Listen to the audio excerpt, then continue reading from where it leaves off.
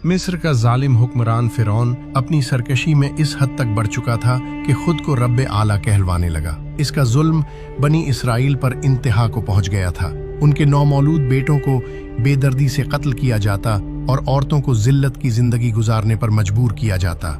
ये वो दौर था जब जमीन फरियाद कर रही थी और आसमान इंसाफ के फैसले का मुंतजिर था। इसी अंधेरी फजा में अल्लाह ताला ने हज़रत मूसा अलैहिस्सलाम को नबूवत अता फरमाई और उन्हें ये अजीम जिम्मेदारी सौंपी कि वो बनी इसराइल को फिरौन के जुल्म से निजात दिलाएं। हज़रत मूसा अलैहिस्सलाम हक का पैगाम लेकर फिरौन के दरबार में हाजिर हुए। उसे अल्लाह की बंदगी की दावत दी, मगर फिरौन का गुरूर टस से मिस न हुआ। वो मुसलसल यही कहता रहा, मैं ही तुम्हारा सबसे बड़ा रब हूँ। लेकिन जो ताकत अल्लाह के मुकाबले में खड़ी हो वो ज्यादा देर कायम नहीं रह सकती। जब जुल्म अपनी आखिरी हद को पहुंच गया तो अल्लाह ताला का हुक्म आया, ए मूसा, रात के अंधेरे में अपनी कौम को लेकर निकल जाओ, मैं तुम्हें निजात अता करूंगा।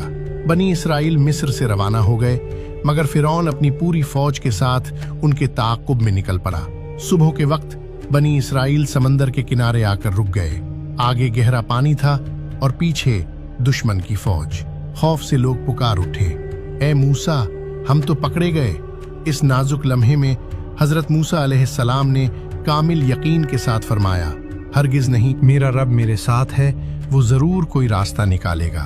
फिर वो अजीम और मुकद्दस घड़ी आ पहुंची। अल्लाह के हुक्म से हजरत मूसा अलैहिस्सलाम ने अपना असा समंदर पर मारा। कुरान के बयान के मुताबिक समंदर 12 रास्तों में तकसीम हो गया। पानी दोनों तरफ पहाड़ों की तरह खड़ा हो गया और दरमियान में खुश्क रास्ता बन गया। बनी इसराइल इत्मीनान से इस रास्ते पर चलते हुए पार हो गए। फिरौन भी गुरूर में अंधा होकर अपनी फौज समेत इसी रास्ते पर समंदर में उतर आया।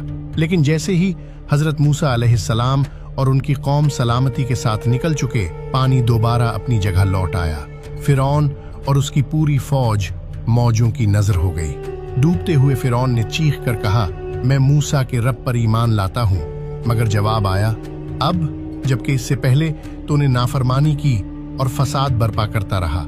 आज हम तेरे जिस्म को बचा लेंगे ताकि तू आने वालों के लिए इबरत बन जाए।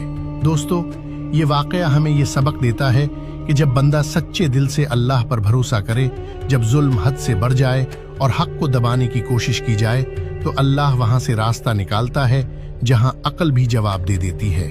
अल्लाह ताला हमें हजरत मूसा अलैहिस्सलाम जैसा यकीन और भरोसा अता फरमाए। आमीन।